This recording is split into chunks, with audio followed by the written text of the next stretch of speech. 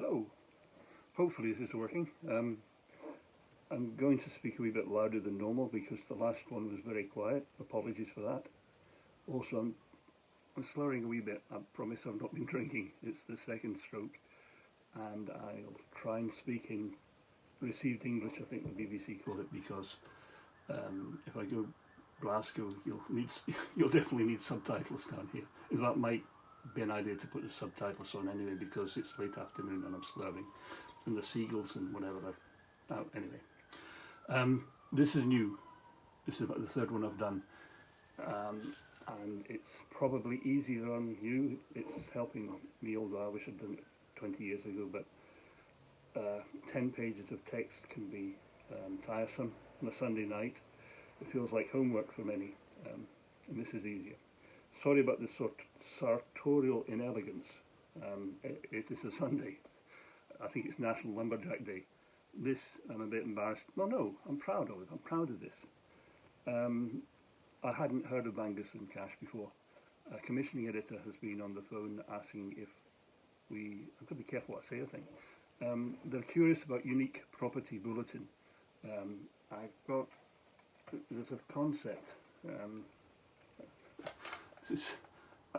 This might seem a toy. That boat there with ship was a toy. It's not now. It's 1,000 tons of real ship sitting in James Watt Dock. Be careful for what you wish it might happen, and don't leave these lying or wee boats lying around, model boats, because they'll end up the real thing. So this thing, if you can see it, they actually had me driving one slowly up at Arbroath.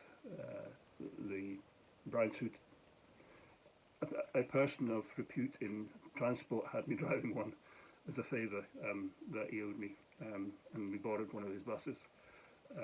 That was for the Angus and Cash idea, which was to drive round, and there goes that, which was to drive round.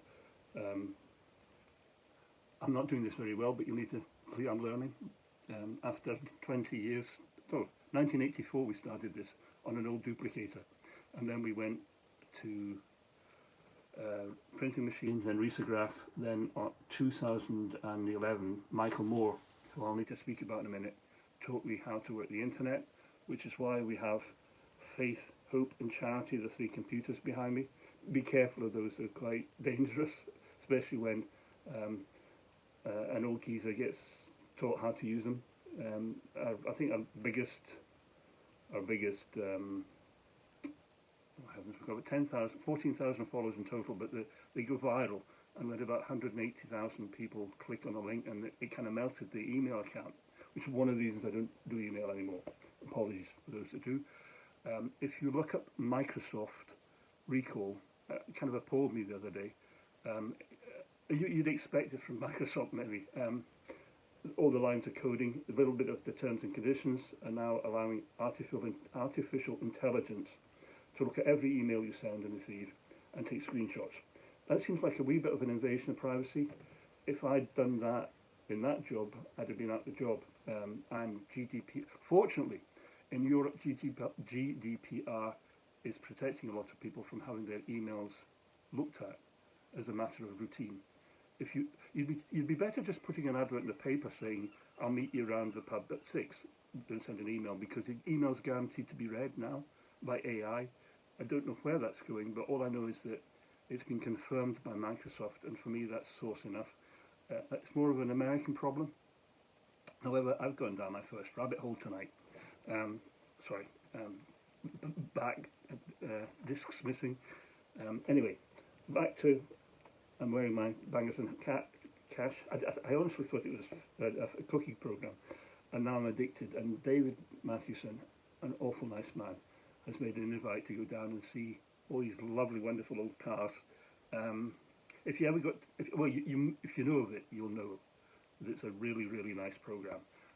It's like Repair Shop. The Repair Shop. I think it was broadcast on a quiet channel at first, and then it became really good. The Repair Shop, certainly, it's on BBC One now. It got it raised. this is what worries me. Going down and seeing I don't know if I'll be able to accept the invitation to go to the Thornton Dale, I think it's filmed at. But if this is the sort of thing that goes on Unique Property Bulletin. That's where I live, or will live, maybe. We'll see what happens. This is primarily directed to our Unique Property Syndicate members, but it may go on the Unique Property Bulletin channel.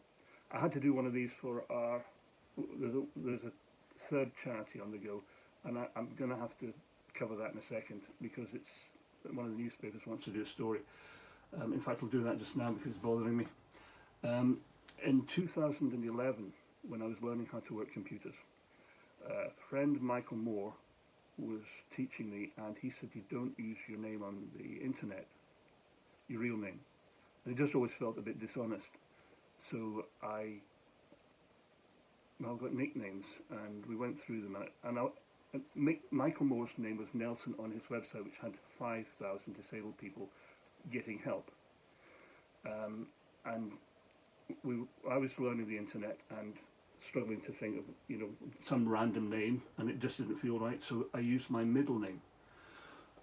We didn't really think it would go anywhere, and it should have been Mixed List. So I'm going to put that down. Mixed List should have been published and done what it needed to do.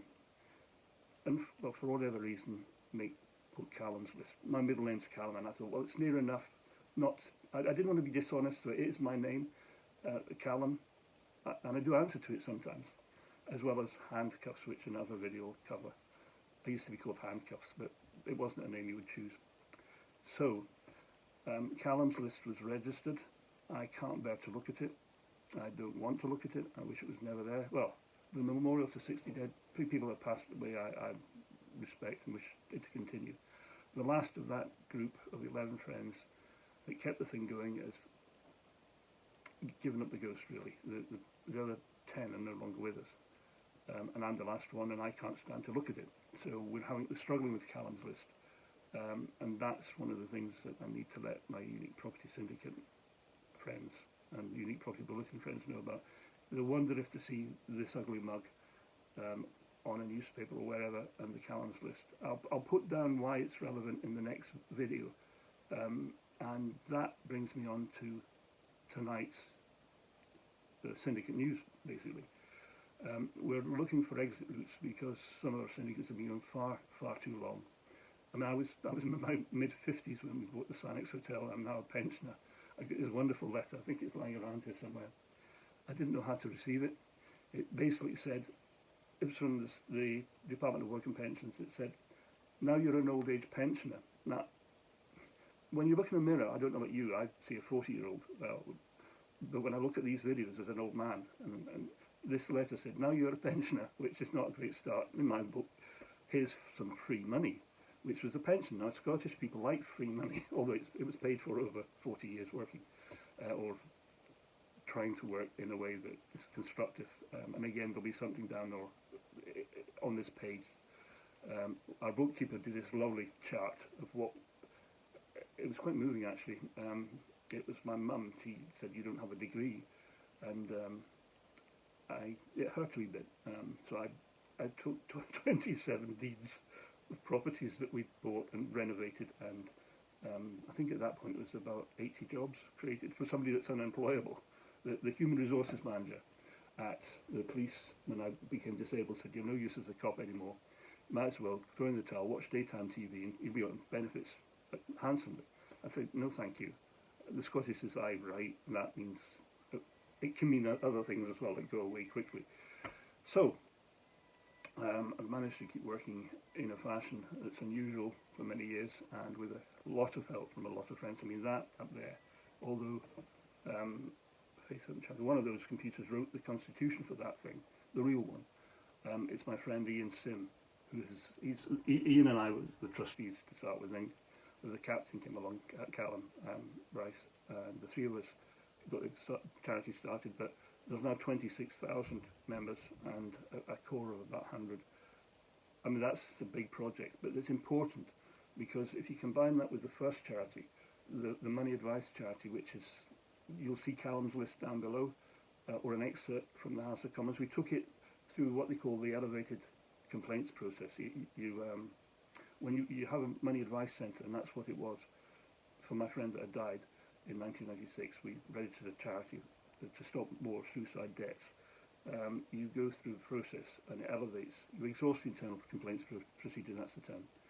Slight memory problem. And you'll see we did actually go as high as we could politically, or anyways. And frankly, I'm not political, but I think the politicians need a hand, and that's basically what we'll be doing. It sounds a bit far-fetched, but anybody that's watching this will know that we have bought and sold and renovated some fairly large structures, and we have a really good set of friends that can make this happen. We'll be buying a reservoir for a hydroelectric scheme, some fields for solar panels, but instead of doing it on a small basis where you've got a house with a couple of solar panels or a small wind turbine, we'll be doing it on a community basis. So there'll be 5,000 people running their own power generation system. And that takes out, I'm going to name some, I'll probably get into trouble, Alistair Phillips Davis at SSE. He's not him, but his company is the reason I had the second stroke after they accidentally took £19,000 out of our account for a £198 direct debit. That set the blood pressure up slightly. And then they did it again, which was 38,000. And you're on the phone for an hour at a time, the blood pressure goes up, and over 5 days that caused a second stroke, allegedly. I've never taken anybody to court over that, but I can't say any more over this because SSE are in bother. I've gone down a rabbit hole again. Tonight's Unique Property Syndicate. Last week I mentioned going public, as in the PLC. That's probably been, we've got a very smart, we were lucky enough to have wise counsel in amongst our 111 shareholders, or active ones. There's 585 people take the publication. So of the 111, one gentleman who's experienced in this said he had his doubts. I probably misspoke a bit. It's not a big PLC, it's a small one. The first one we did was under the business expansion scheme, and it was very tax efficient. And again, coming around to what you'll probably see next, sorry, seagulls and dolphins and things. I'm not doing this very well, but hey ho, here we go. The PLC thing we'll be doing, if we do it, it'll be a smaller version. But it's doable now because when we did this, the first and the second one, it was fax machines, and relaying information to the public or public wanting to buy shares wasn't that easy. Now it's completely flipped, so we can do a PLC, a small one under the business expansion scheme, or not. We can just sell the assets we've got. We're sitting at about £2.3 million, UK pounds for our Australian, New Zealand and American shareholders.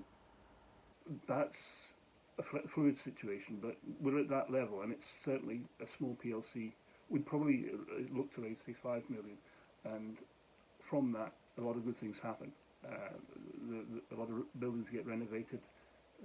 You've seen the lighthouse. Here's one of the first lighthouses. I don't know if this is the way I'm supposed to do it, but that's Strathy Point. It's gorgeous, but it's far north.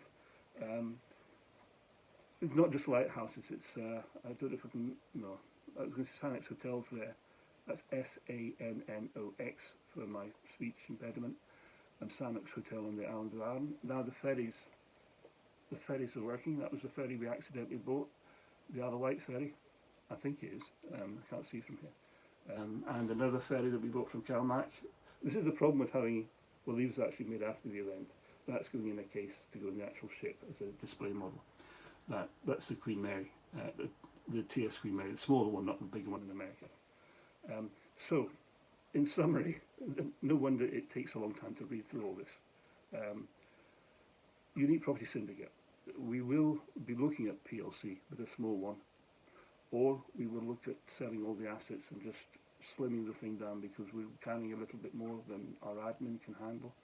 And we're doing it, but it's taking a toll. We've got volunteers. We really should have some paid staff. It's running all as it should, but it's just, well, it's Sunday night and I'm talking to camera in my house. I've got an hour's work, which I'm told by the neurosurgeon I'll leave till tomorrow, and the temptation just to go and do it is quite hard, but I have to discipline about these things. And it's not fair on other volunteers who are taking up the slack. Although the good thing is about being an old age pensioner now, can't believe that, and getting the free money from the state, it's not free, it was paid in, is that I have 40 hours extra a week to donate to the Calum's List charity, which I don't want to because I don't want anything to do with Calum's List, even though it's got my middle name on it. But we have to do something, and hopefully, and if you look at it just now, it's still being reconstructed, so please bear with us. It's a lot of moving parts going on here between property, ships, ferries, job creation, high street renovation initiative, high street rescue initiative, and the third charity, which will be a hybrid of the debt advice. The reason for the power generation, community power generation, is if we half electricity bills, that will bring down the cost of community electricity, and it can be rolled out. It's scalable, repeatable, so other communities can do it. In Scotland, the Land Reform Act there's a ruling that says there's a mandatory requirement for people to sell land to charities if they're doing any economic or other environmental harm. It's been tested in court to appeal.